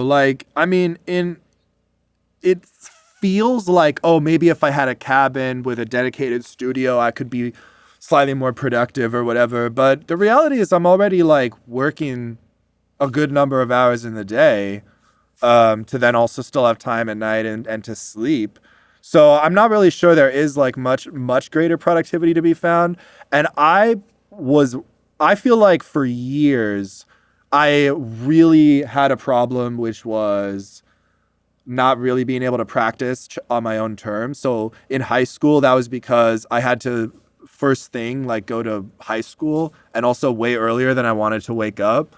And then in college, it had to do with how late the building was open, but I still had other obligations. And then after college, it had to do with trying to find a place to live that I actually could do that at. And then when we first moved out to LA, it was even worse than in Nebraska. In Nebraska, people didn't. I never lived in a place that cared that I was playing cello. But you come to LA, and it's you basically have to then pay for a studio as well that you go to. But then you don't even have time to be there as much because you have all this additional financial expense that you have to be supplementing. And it's not even just that it's a lot of money. It's a lot of money that you have to pay right now. So I cannot say that at any previous time I felt like I had a good situation for actually really working on music. I feel like that I was getting incrementally better despite that. And I'm sure a lot of people feel similarly. I definitely have been able to grow a lot more. And also just like any time you're going to be able to have more control over, more autonomy over your space and time and headspace. You can think you have a couple hours or even you can think you have 30 minutes to practice, but you didn't because you needed 30 minutes to rest. Even if you wanted to make use of that time, it's not going to be as good as if you actually had an hour and thought, oh, I'll practice 30 minutes. And then you actually had time to get into it, actually got to the 30 minutes and then were able to pack up and shit. You know what I'm saying? You actually need more time than even what you think you need for getting these things. So it really can't just be packed into place. In that way, the van life has offered me something where I'm really only limited by weather, and even then only to some degree because I can still practice inside. And you're not even bothered by darkness or playing by headlamp or anything like that. Well, I wouldn't be out. I'm not outside in the dark. Yeah. I have to be way more living with the seasons. But we have one of those photography lights inside, so we have it set to the warmest setting. It's kind of like there's like candlelight inside. It's very nice. It's very cozy, like at night. So I'm not. Well, then you could. But yeah, I usually work with the sun. I'm working when the sun's out. I'm doing stuff, and then I'm chilling inside at night. But isn't it this? You've basically trained yourself to be able to play in any condition with any distractions, no matter what, and doesn't bother. You could play in a hurricane, and you wouldn't be bothered. Oh, of course. we were just having that circumstance because we have these crazy storms that are hitting. And there were like literally like tornado level winds where we were at the spot before this, and it was terrible to practice. I didn't have a good time, and ultimately when the evacuation order for specifically where we were up in the mountains came on the phone, it was like, all right, I guess we have to spend the gas and go out to the desert because this is just crazy. Yeah. How's the camping out there now? It's really great, and actually. A gig that I was going to play all the way back in Santa Barbara, which is like 4 hours back that way, got postponed because of the continuing storms. So it didn't even get canceled. It just got postponed. And we'll just supply up in Mecca, which is the nearest town, and stay here for a bit longer. So, talking about the future of music, what do you think is going to happen in the beyond of music? Well, there's certainly a lot of unknowns, like the extent of what's going to happen with the AI influence on music. I definitely would predict that there's going to be a lot less demand for people just churning out like simple, backing sort of tracks, especially for like film. I just think eventually for television. I just think eventually they're going to be able to get all the stock music that a person needs from a combination of AI and the pre-existing libraries that there are, which might only be a good thing. Like I definitely have a lot of optimism creatively going forward that it's getting easier to be able to use different musical influences, and music AI tools, as they get better, will end up like any other AI art tool becoming tools for musicians to use. And like, sure, there's going to be some pretty decent things that you can do in the same way that just turning on a synth to a preset brings you already to a certain baseline that was once hard to achieve. But then the actual standard for what good music is going to be human manipulated beyond that point for anything that people actually want to pay attention to. So as far as creatively, I'm actually pretty excited about like the AI component and stuff like that. But as far as, there used to be a lot more money in being a playing musician, even though it was never maybe that great. There were a lot more things you can be doing, like a lot more sessions, a lot more tours, and a lot more nightly gigs at venues.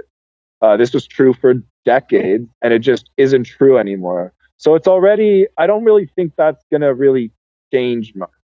But I do think that whereas a few years ago, I was like, oh, it'd be such a cool fantasy if I can do all this remote recording and then be out in nature more often. I don't know how that's actually panning out, because I think that once COVID happened, there's a little bit of a renaissance. It's faint at the moment, but even more than the typical anti-auto-tune crowd, it seems like there is a little bit more of a thirst for live performance and live experience and real performance with musicians. So I hope that does allow there to be more community emphasis on music, A, and then also more economic opportunities for musicians, B, in the coming times. We'll just have to see. I do think that live performances, because they are still like a time and skill-based and of some limited resource in terms of the number of venues and available musicians, probably will continue to have staying power as being like a way to at least make some money from music. But as far as the digital world goes, there may be less and less. Yeah. Well, it's really interesting. You're saying that they're finally going to have so much automated music and everything is just a cookie cutter that it'll drive the nail in the coffin of the whole idea of computer-made music or music made without any love or and It'll just bring to its logical conclusion computer-made music. Yeah. Because up until now, computer-made music is not like you press a button. Like when you're talking about computer music, you're basically talking about someone who still had to choose samples and like have some sort of MIDI data to give it and like some sort of limiter at the end to mix it to some degree. I mean, usually a little bit more is involved in manipulating those tools, especially for something that's really going to stand out. It actually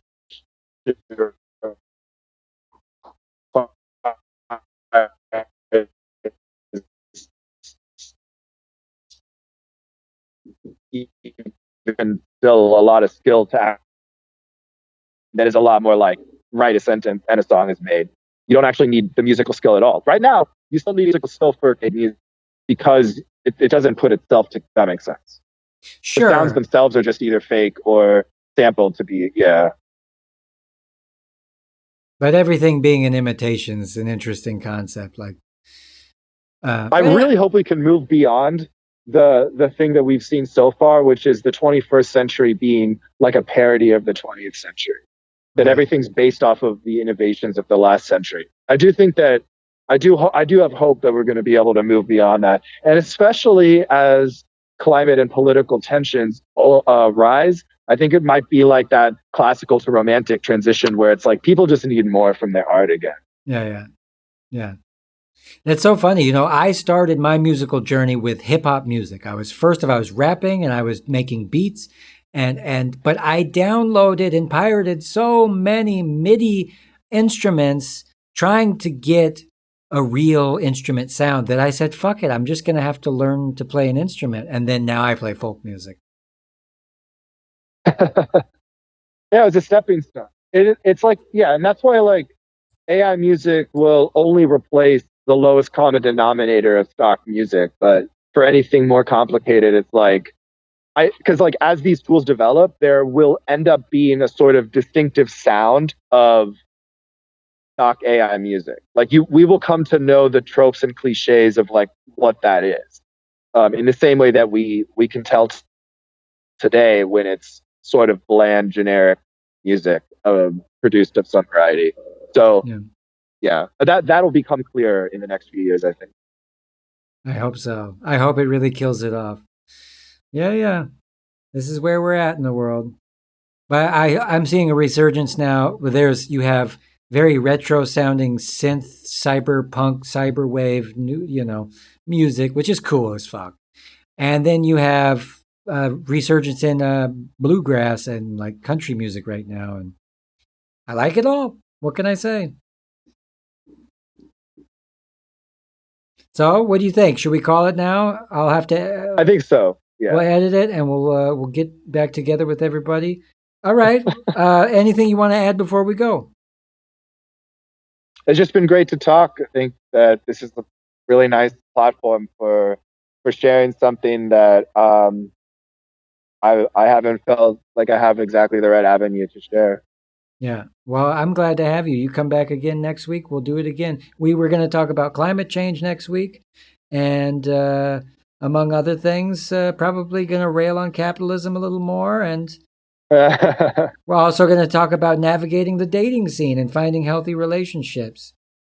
This is in response to the modern debate that's going on about is the left not giving good enough advice to men?